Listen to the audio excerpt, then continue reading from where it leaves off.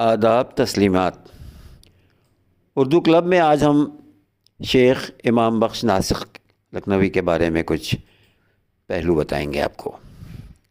شیخ امام بخش، جن کی پیدائش 10 اپریل 1772 اور وفات 16 اگست 1838 فیض آباد میں ہوئی تھی اور وہیں پروان چڑھے۔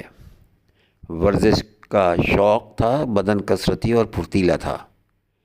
فیض آباد کے ایک امیر محمد تقی کو ایسے باغوں کی سرپرستی کا شوق تھا۔ محمد تقی نے ان کو بھی ملازم رکھ لیا اور ناسخ ان کے ساتھ لکھنؤ آ گئے۔ ایک رئیس میر کاظم علی سے منسلک ہو گئے، جنہوں نے ناسخ کو اپنا بیٹا بنا لیا۔ ان کے انتقال پر اچھی خاصی دولت ناسخ کے ہاتھ لگی۔ انہوں نے لکھنؤ میں بود و باش اختیار کر لی اور فراغت سے زندگی بسر کر لی۔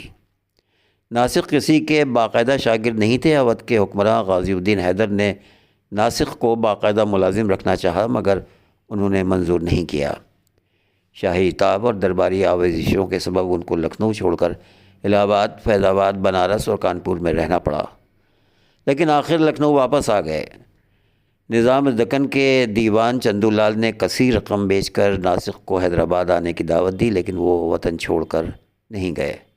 ناسخ لکھنؤ اسکول کے اولین معمار قرار دیے جا سکتے ہیں۔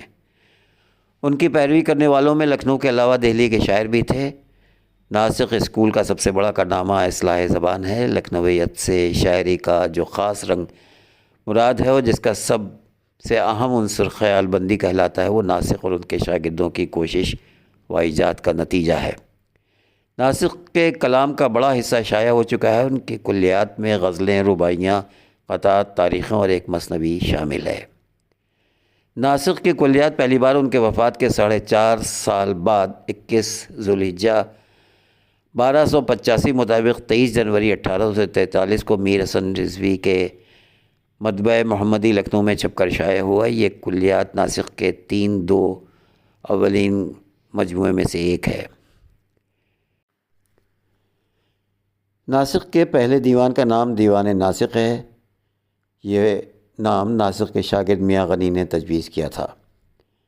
دوسرا دیوان ناسخ کے ایام دلہ وطنی میں مرتب ہوا تھا۔ اسی مطابقت سے اس دیوان کا تاریخی نام دفتر پریشاں خود ناسخ نے تجویز کیا تھا، جس کے بعد اس دیوان کا سال ترتیب 1247 ہجری قرار پاتا ہے۔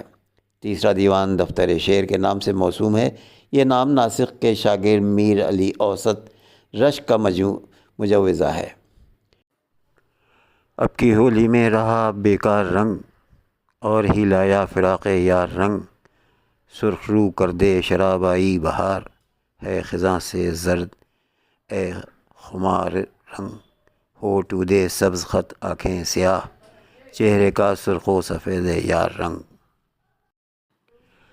ہم کو سارے گلشن آفاق میں بس پسند آئے یہی 2-4 رنگ، غیر سے کھیلی ہے ہولی یار نے، ڈالے مجھ پر دیدہ و خونبار رنگ، کس کی ہولی جشن نوروزی ہے آج، سرخ مے سے ساقیہ دستار رنگ۔